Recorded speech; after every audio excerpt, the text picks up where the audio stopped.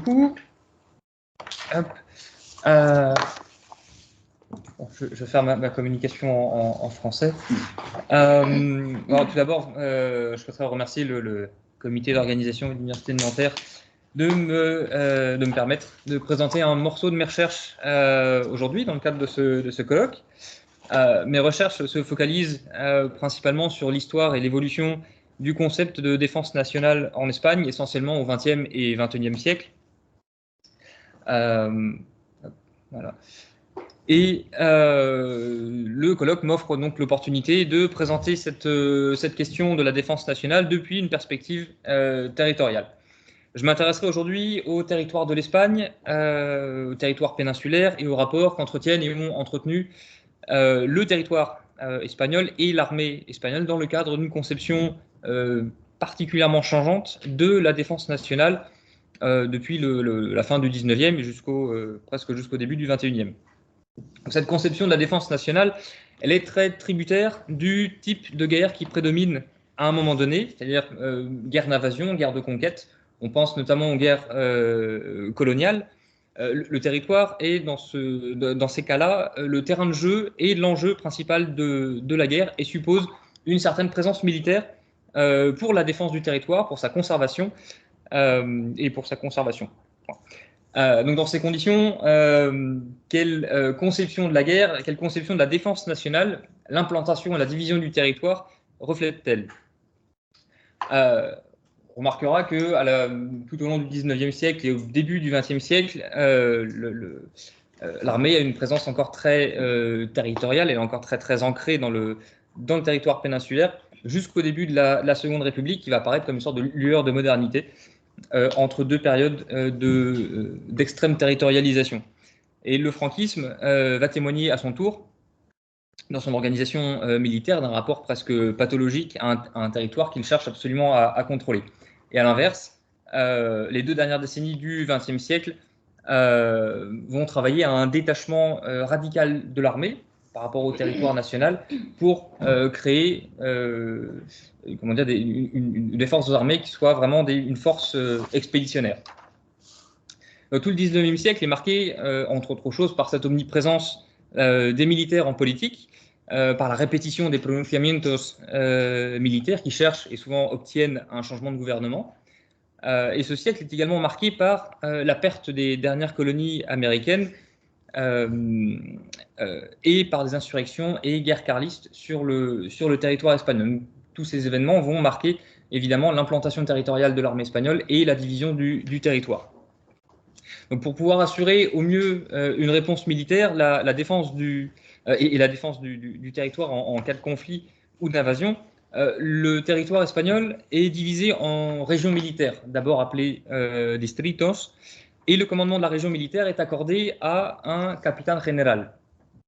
La région est aussi appelée Capitanía General, justement, puisque le commandant en est le capitaine général, et le capitaine général équivaut à peu près en français à notre général d'armée.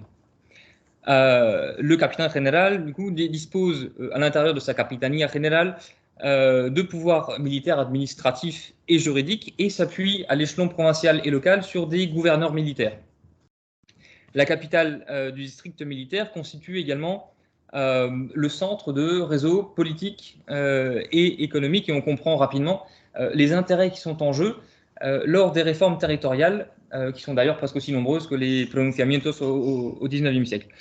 Mais malgré cette importance de l'armée et des militaires pendant ce siècle, les réformes territoriales et le nombre des régions militaires ne répondent rarement, en tout cas, à des impératifs stratégiques, mais répondent à des impératifs budgétaires.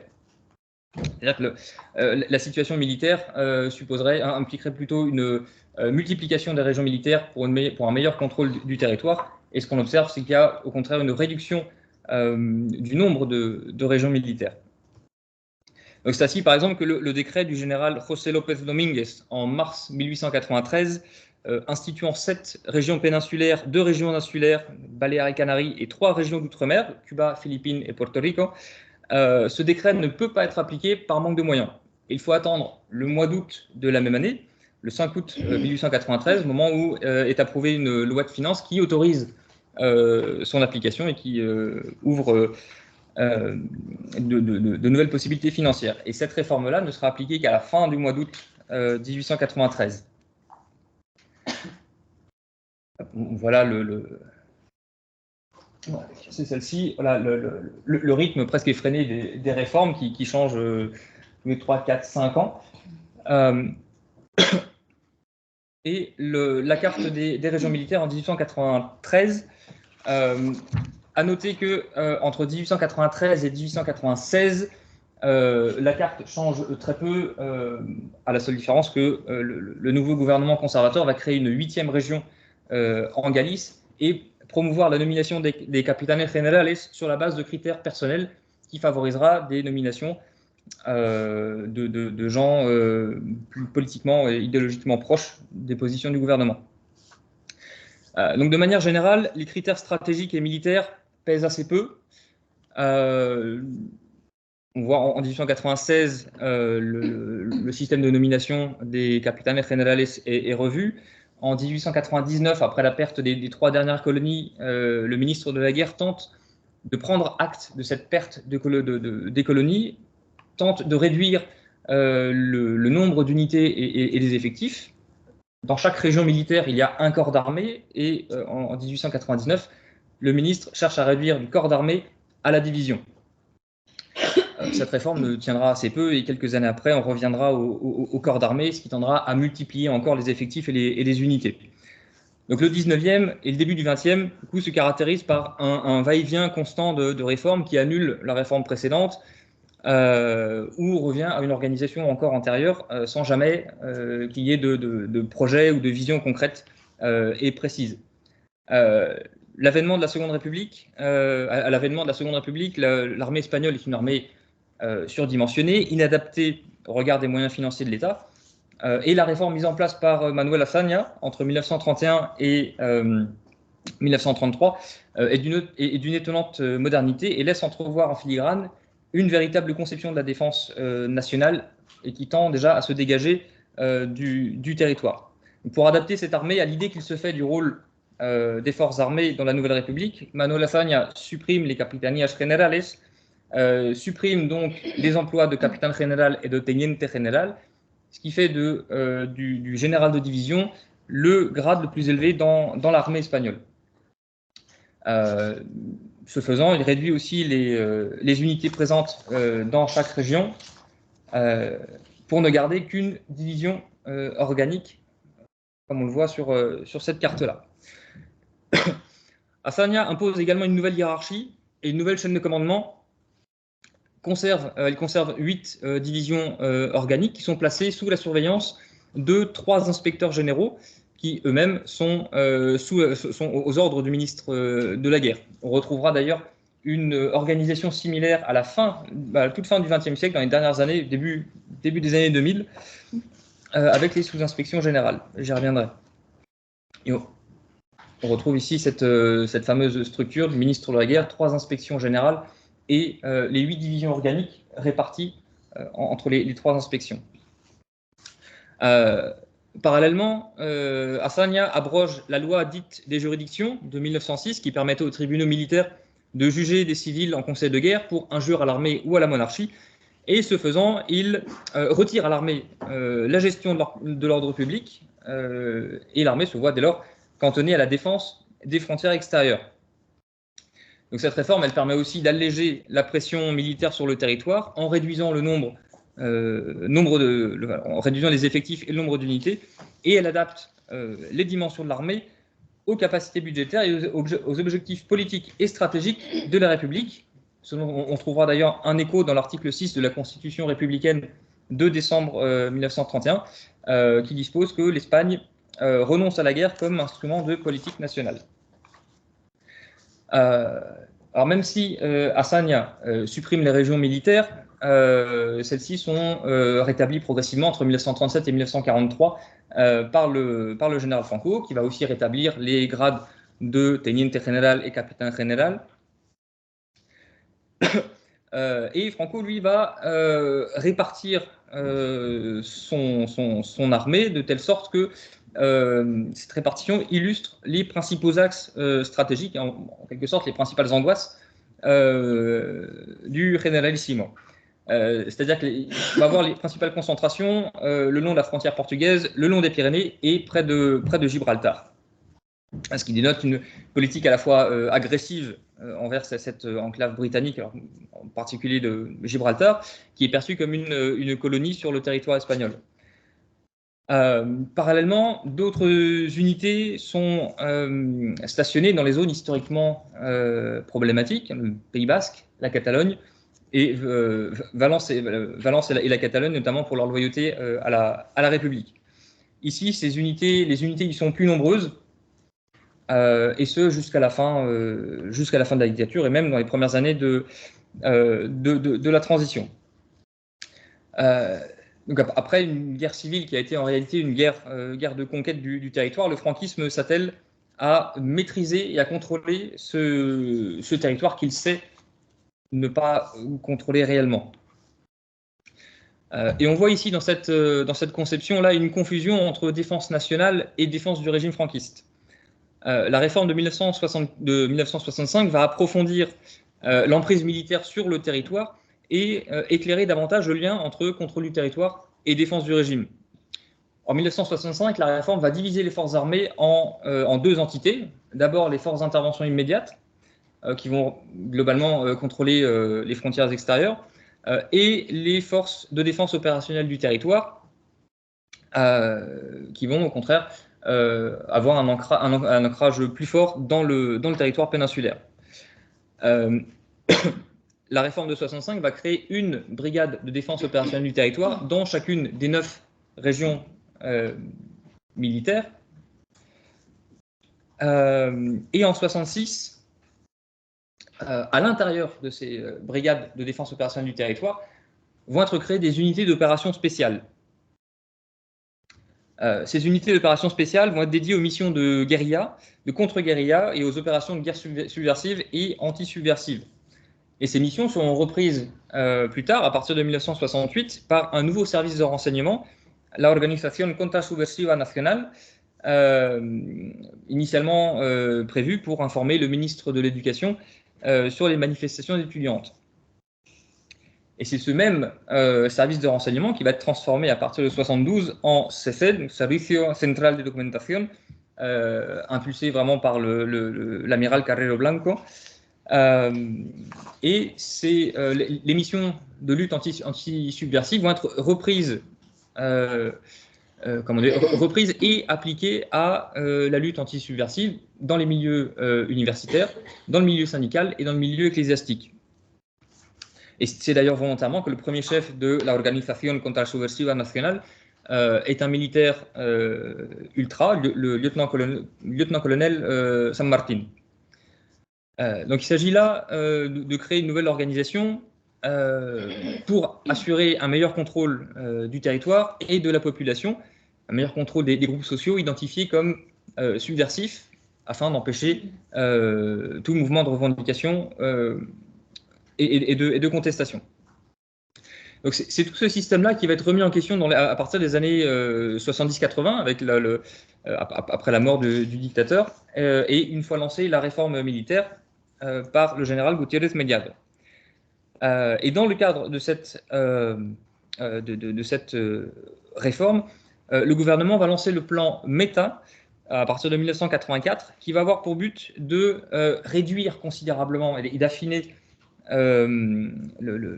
réduire considérablement les effectifs des forces armées, les adapter aux possibilités budgétaires. On retrouve encore cette importance du financement dans la définition des forces armées. Ce plan de restructuration va également permettre de réduire le nombre de régions militaires de 9 à 6, en 1960.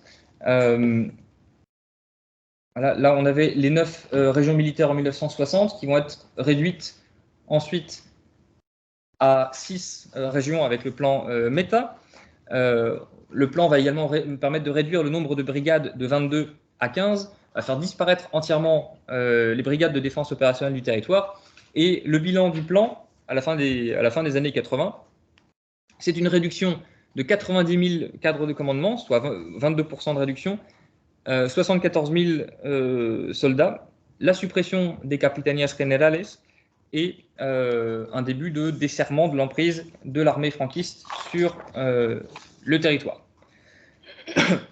À noter que à ce moment-là, la réforme de l'enseignement militaire n'est pas encore totalement lancée et d'un point de vue idéologique, les forces armées des années 80 sont encore, d'une certaine manière, les forces armées du franquisme.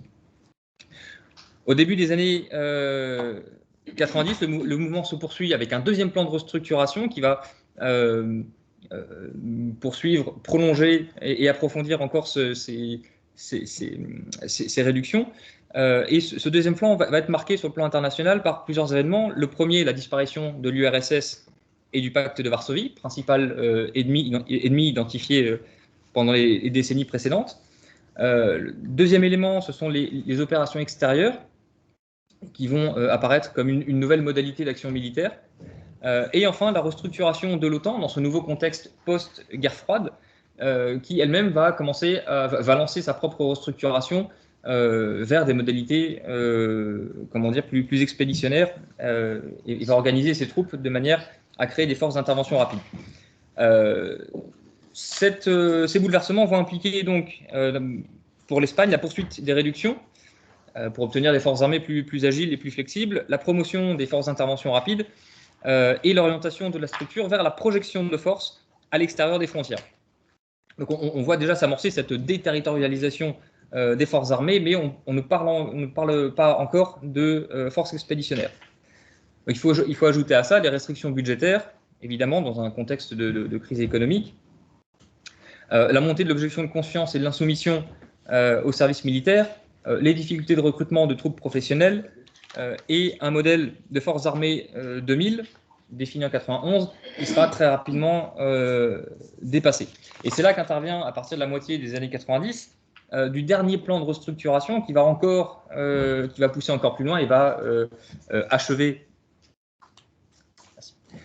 qui va en fait achever tout ce processus de dépossession du territoire et de déterritorialisation avec la réduction des régions militaires de 6 à 4 en 97, la réduction du nombre de bases et de garnisons sur le territoire qui pousse encore un petit peu plus loin cette dépossession du territoire et la réduction du nombre d'unités.